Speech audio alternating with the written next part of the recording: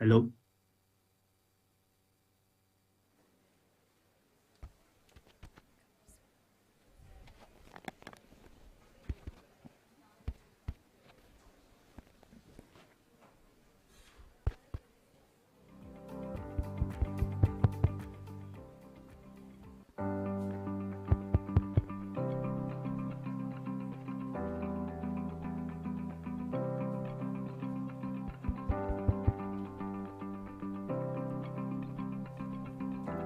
Thank you, everyone.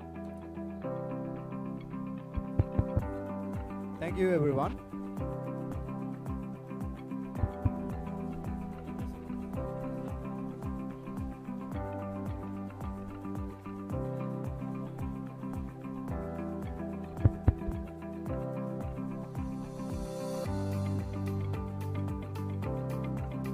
Thank you, everyone. Now, we're going to begin the first keynote speech. And while it's being held, technical session 1 on data science and data-driven applications, chaired by Dr. 𝗵𝗬𝗓𝗂𝗓𝗔 and Dr. 𝗓𝗂𝗓𝗔𝗔 will be held in 1LH02A in parallel. We cordially invite presenters and participants who wish to attend this session to proceed to the relevant hall now.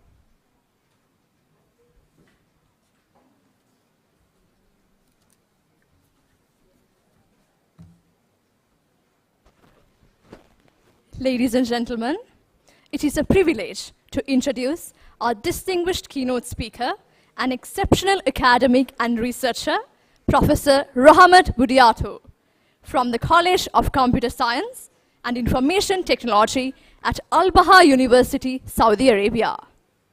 Professor 𝗜𝗳𝗜𝗏𝗏𝗏's academic journey is a testament to his lifelong commitment to excellence and innovation.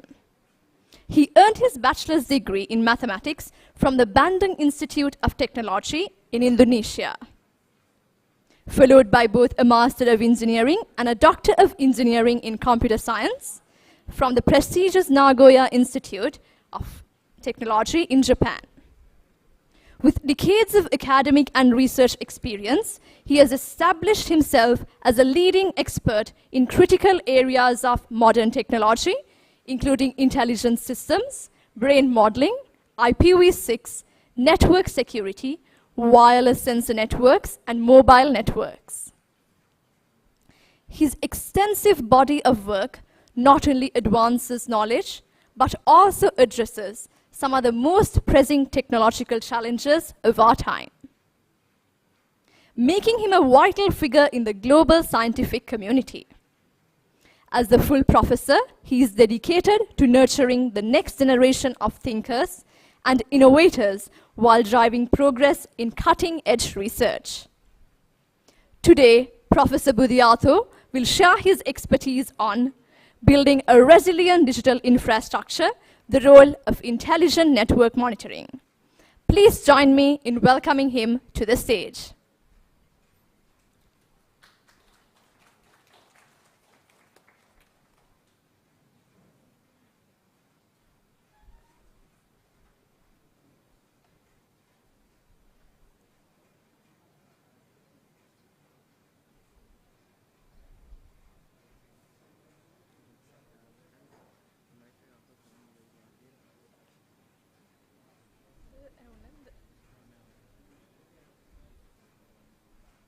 Shall I start now or?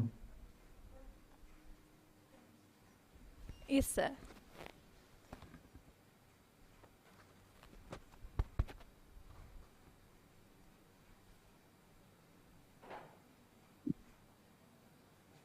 Hello? Hello. Yes, sir. So I start now or waiting for moderator to? Yes, sir, you may start now. Okay. Thank you. Let me share my screen first.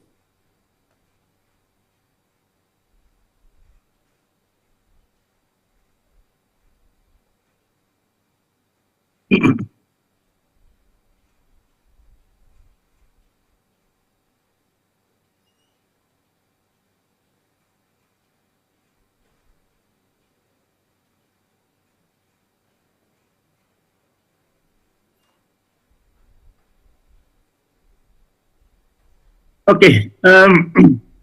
Thank you, MCs, for introducing me. And very good morning, everybody. Thank you for the organizing committee to invite me to this quite prestigious conference.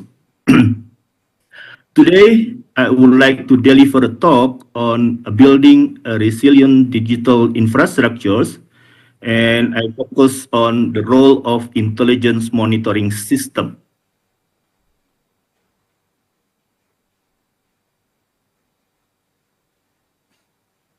Well, I'm now working with Al-Bahar University in Al-Bahar City, the province of Al-Bahar. This is the smallest province in the kingdom, located in the southwest of Mecca. Maybe everybody knows where is Mecca. And I believe it's hard you to believe that Al-Bahar is surrounded by greenish area. So we have these plantations as well as this. Okay, that's just for ice breaking. Okay, this is the agenda of my talk today. I would like to start with introductions, and then strategy to have a resilience digital infrastructure. And I would like to share our experience in the development of Instamon. This is our intelligent network monitoring system. Okay, let's start with this overview of digital infrastructures. And I would like to see the importance of reliable, efficient, and resilient digital network for modern business. A reliable network means that it operates consistently and predictably with minimal downtime. Businesses depend on the networks to run everyday operations, such as communications, transactions, and customer services. If a network is unreliable, it can cause disruptions, reduce productivity, and harm the business reputation. We also need to consider an efficient network platform where the task is to optimally use of resources, such as bandwidth, computing power, while minimizing delays and costs. Efficiency in network translates to faster communications, quicker transactions, and smooth operations. The resilience of network itself is capable of maintaining its operations even when there are disruptions, failures, or unexpected challenges, such as hardware malfunctions, cyber attacks, or natural disaster. A resilient network can adapt to these challenges, recover quickly, and minimize the impact of such disruptions on business operations. We also need to consider the growing complexity of network environments. The increased data. Business today generate and process vast amount of data from customer interactions, sales, transactions, data from sensors, from devices, and others. We have to manage all this data to improve the accuracy and making it accessible to the right people or a system. And this is a growing challenge. From social media platforms such as Facebook, X, Instagram, and LinkedIn, now they are become integral parts of business operations, marketing, and communication. Social media also generates massive amount of data and can affect network performance and security. Yes, you imagine every second, millions of people hit their thought, their opinions, yeah, and share with everybody in the internet.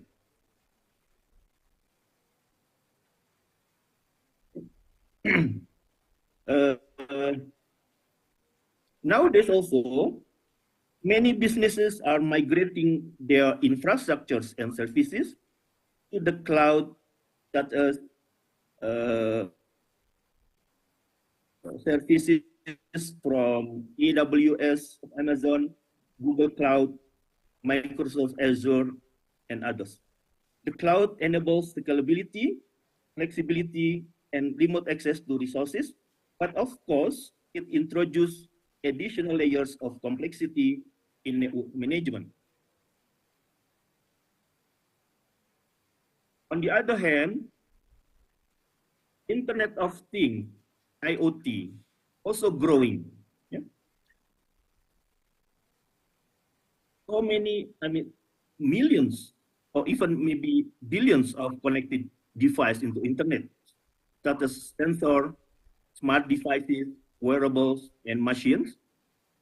And they collect and share data over the internet. All these devices are becoming increasingly integrated into business operations and consumer products. And lastly, with the rise of remote work, and this is accelerated by the last pandemic, employees now access business systems, data, and applications from various locations. And they use personal devices, not only one. Remote work is supported by digital communication tools, cloud services, and virtual private network. It's just to show that digital infrastructures right now is a very advanced and complicated. So the growing complexity of network environments highlights how these technological developments are making network management increasingly intricate. Networks must handle larger volume of traffic, support new types of services and applications, integrate disparate systems, strengthen the security, and maintain performance across an expanding set of devices, locations, and services. And the businesses require to adopt more sophisticated tools and strategies to manage their digital infrastructure efficiently, keep data secure, and provide high-quality services to employees and customers.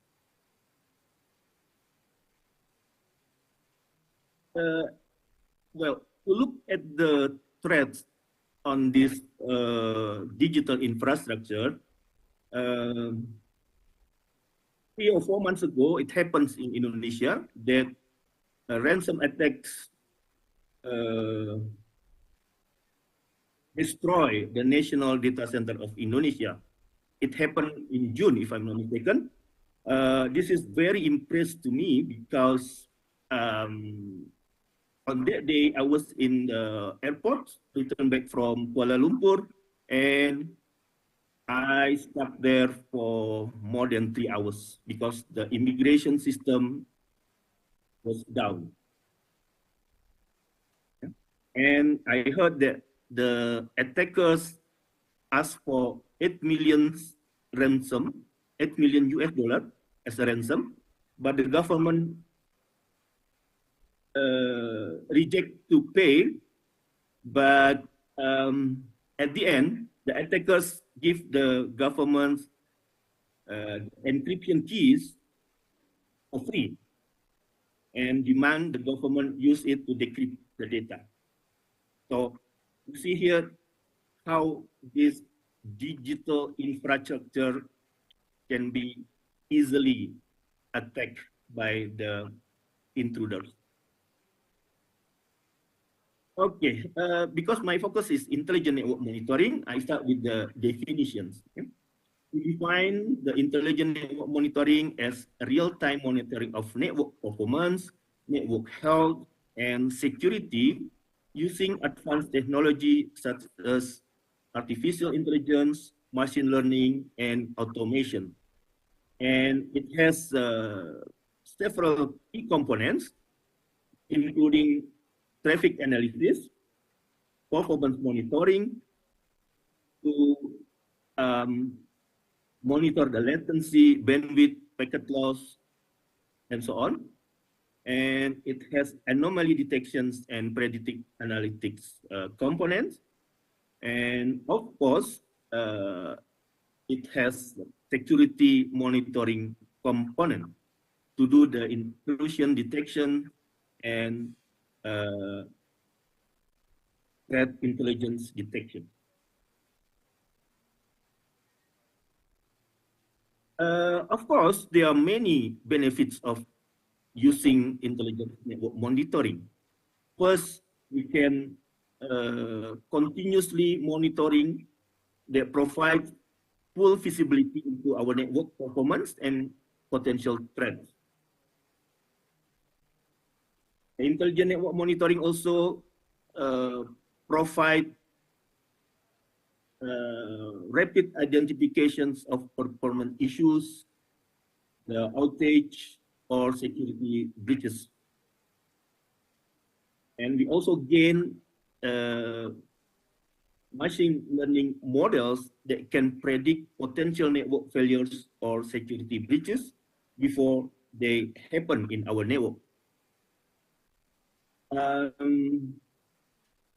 By doing proactive issue resolutions, it will reduce the need for costly emergency fix.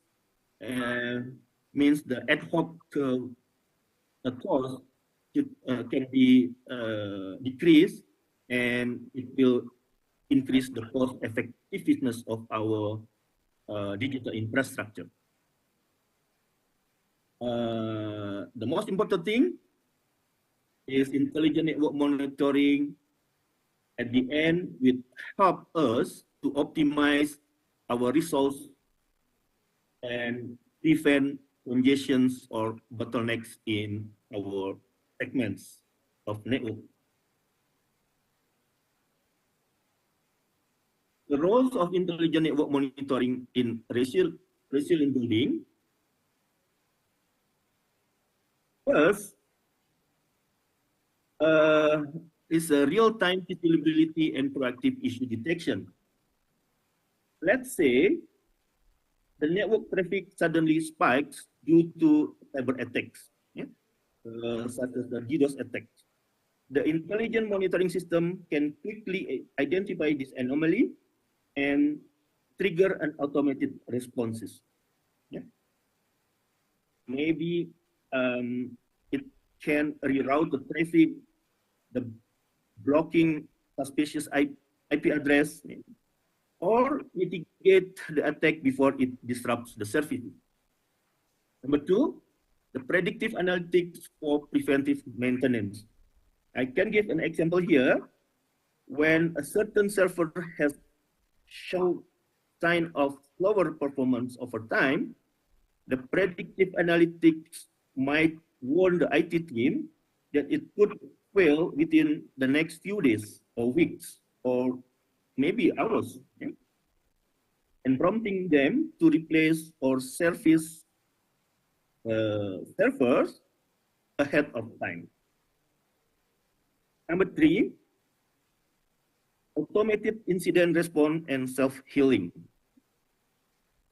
Well, I can give an example here. Let's say a link failures occurs in a redundant path. Then the intelligent network monitoring system can automatically redirect the traffic to backup path. and to make sure a continuous service without any noticeable downtime for user. Number 4, scalability and adaptation to new technologies. As an example, a business moves to hybrid cloud environment. This intelligent network monitoring can keep the smooth integrations by continuously monitoring both on-premise and cloud resources, maintaining resilience across the entire infrastructure. Number 5, the role number 5, the network monitoring, the intelligent network monitoring can identify root cause and post-incident recovery.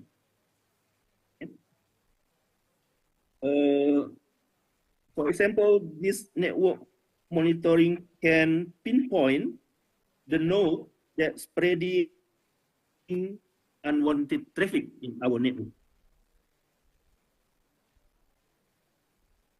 Role number 6,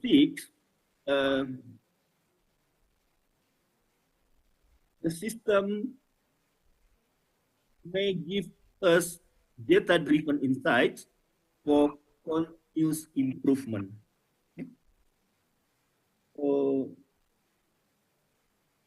Well, data from network monitoring system, from this data, the organizations might identify recurring bottlenecks during the high traffic times, and they may invest in additional resources or network reconfigurations to improve performance in the future.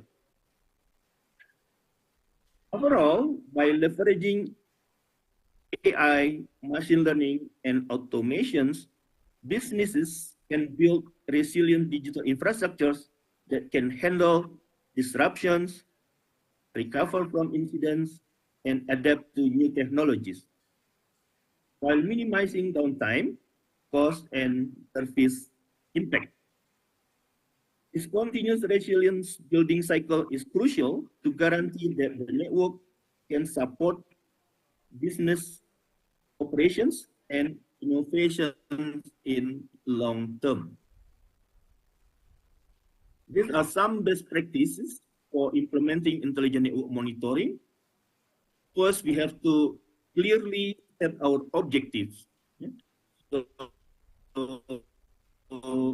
we have to know what is success for us looks like. For example, the reduced downtime, improved performance, and so on.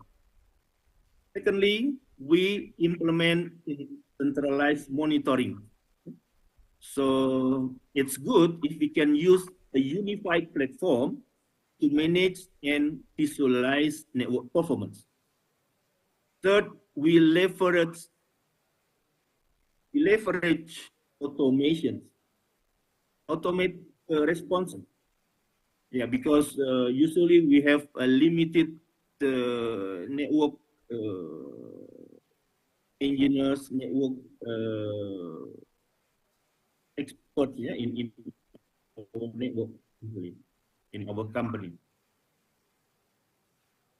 Fourth, we have to confirm continuous optimization.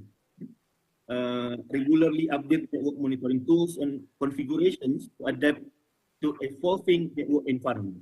Okay. And the last but not least, the important thing here is to have a training and knowledge sharing among our team. Yeah?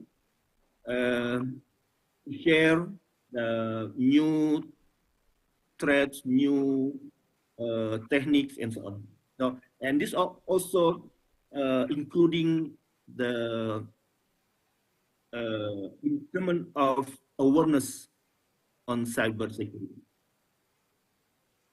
Okay, what's actually in general lack of in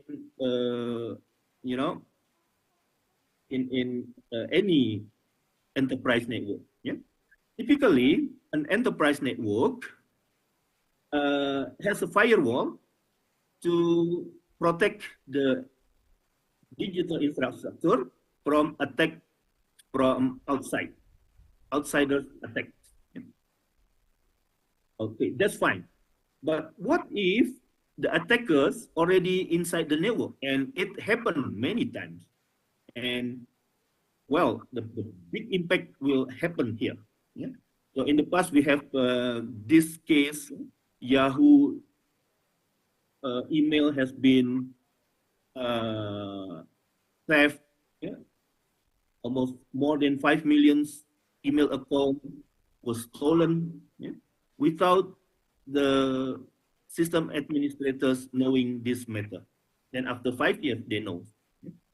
Also, ransomware attacks happen in the, advanced countries, in the UK, in the Europe. Yeah? Identity stealing, and this also happen in our network. Yeah? The availability always low because of the unwanted traffic happen here. So it happened because we lack of insider attack tools. And if we have, the accuracy is not so accurate, and we have delay observations, meaning that we know the incidents after hours, after days, and so on. Yeah.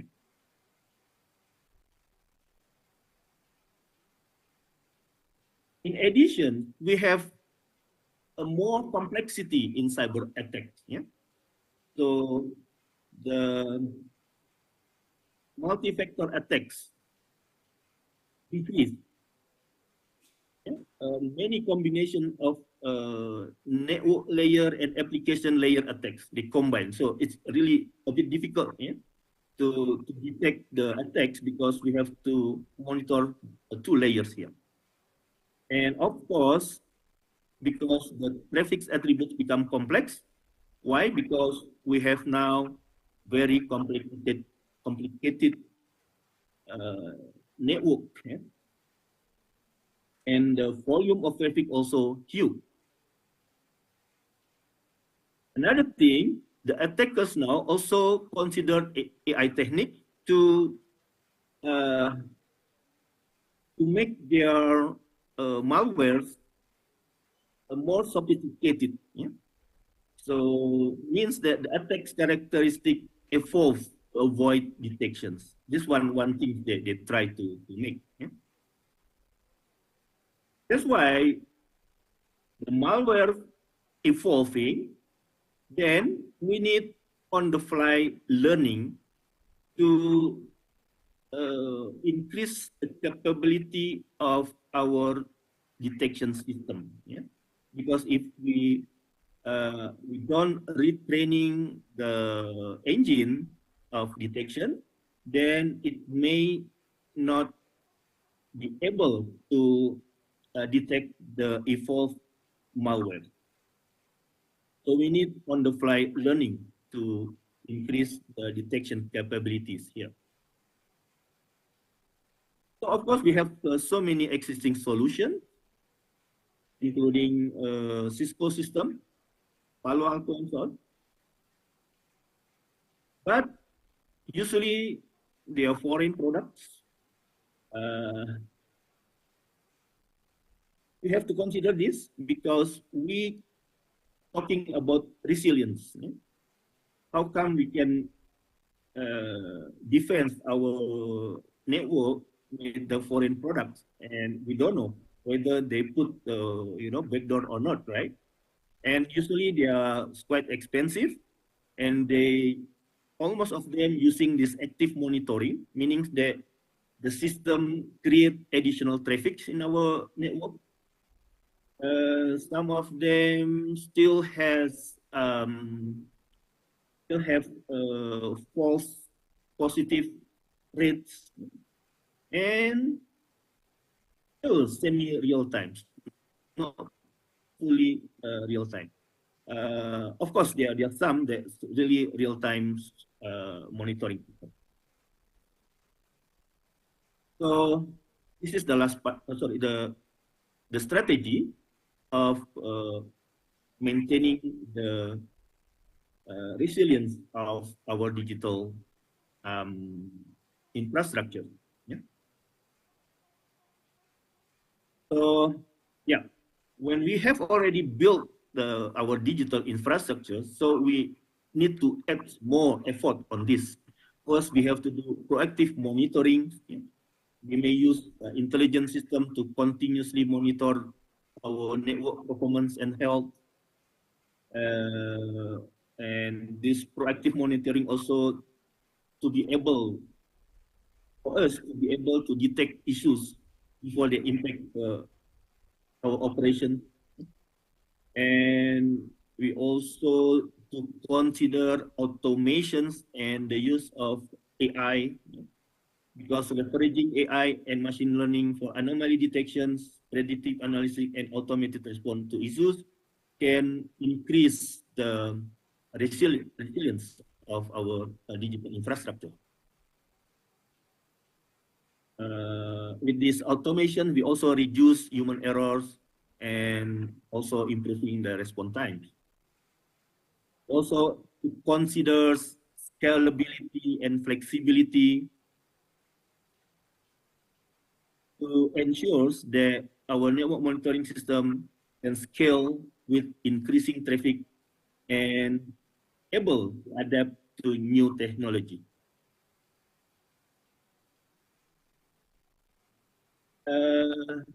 Lastly, we have to consider this integrated security. Yeah, it happened, you know, recently we have modular security system which is not integrated as a unified system. So incorporating security features into network monitoring to identify vulnerabilities, to do mitigate risk and guarantee data protection is a part of the integrated security services.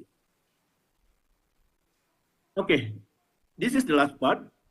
I'm going to share with you our research on the development of our intelligent network monitoring system, the INSTAMON.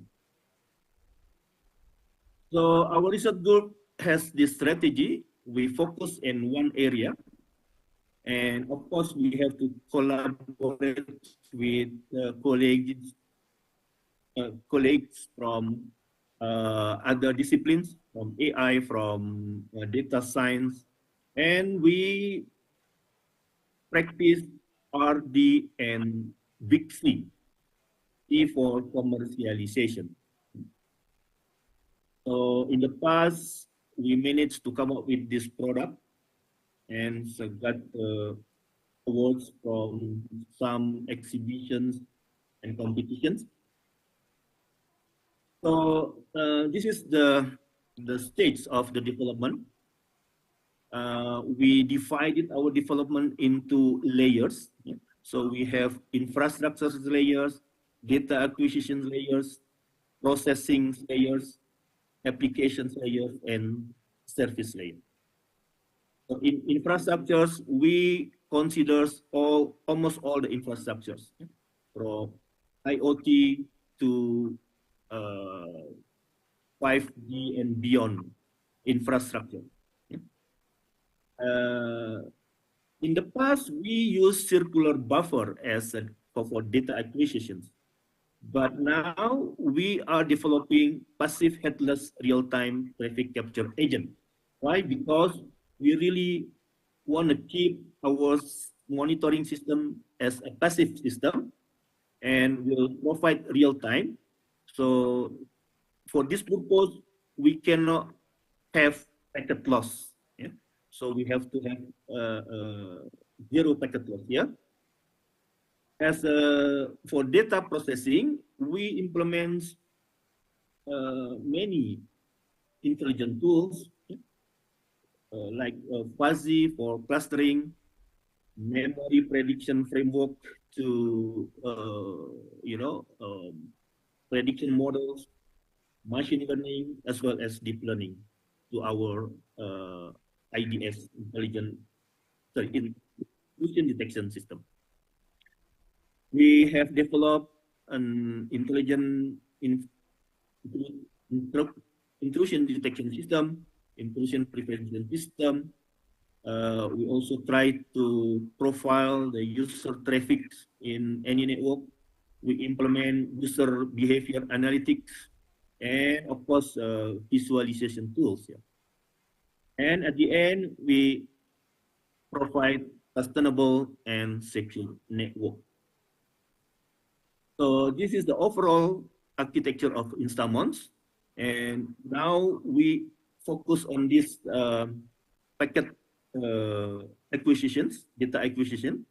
We introduce passive headless real-time traffic capture agent here. And this is the packet capture agent. We plan to have a device, a physical device, and then we put in some segments of the network as a probe to give to supply the data to be analyzed by our engine here. So we are developing these smart filters and compact decoder to be embedded into this device. So some interfaces of the monitoring system. And this is the memory prediction framework we implemented. We mimic how the memory in humans, yeah, in generating intelligence. So, and we implement this memory predictive framework as on-the-fly learning method. So we have this prediction engine here, and it will predict the incoming stream data, and we just classify whether this is threats or not. And in the past, we have already implemented this clustering, and also we tested our system in different infrastructure. We try to detect malicious activity on SCADA network. And this is one of the visualizations of the traffic here. I mean, the malicious traffic. Okay, so we are thinking of this aspect for our future intelligent network monitoring. We consider AI and machine learning advancements and more use on predictive analytics and AI-driven insights to improve resilience. And edge computing also become important in the features because mobile device can be more powerful in terms of processing, memories, and storage. And we also consider 5G and beyond, 5G, 5G plus, and 6G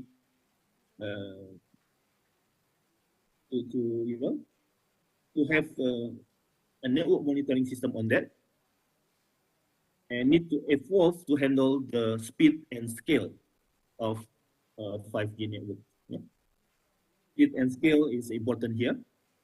And the integration with other IT systems. This is also quite important in the features because the enhanced cross-platform integration for better collaborations between network, IT, and technical team is quite challenging. Thank you.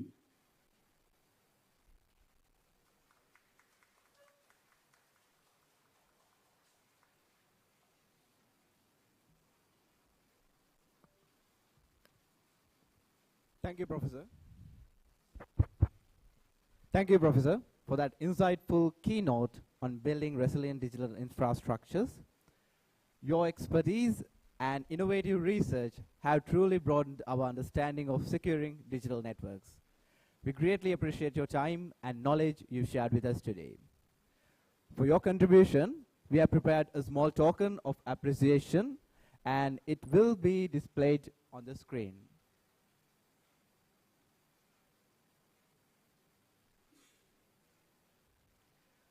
Thank you once again, Professor Rahmat Budiarto. While the pursuit of knowledge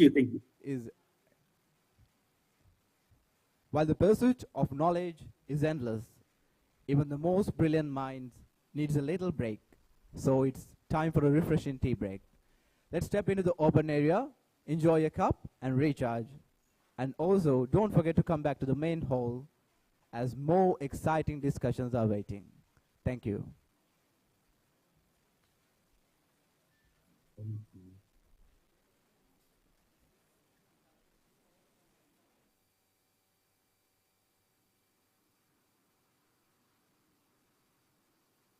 Hello, can I lead the session?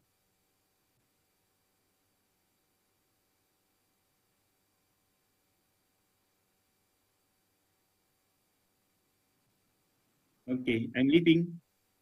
Bye-bye. Thank you.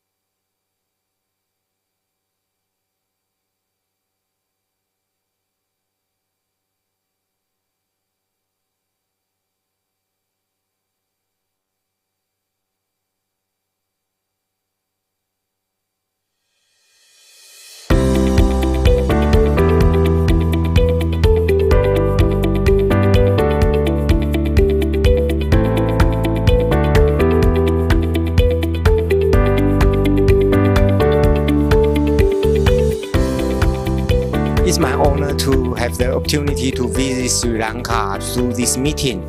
Actually, like 30 years ago, I had a plan to visit Sri Lanka, but at that time, due to the political situation, I was not able to come. And after 30 years, finally I can complete my dream. So, and also 2023 is such a wonderful meeting. I actually, only this morning, I learned a lot. I know there's a lot of research going on and related, a lot of research related with biomedical science going on here in Sri Lanka. I'm very excited. I think in the future we can have a lot of opportunity to cooperate.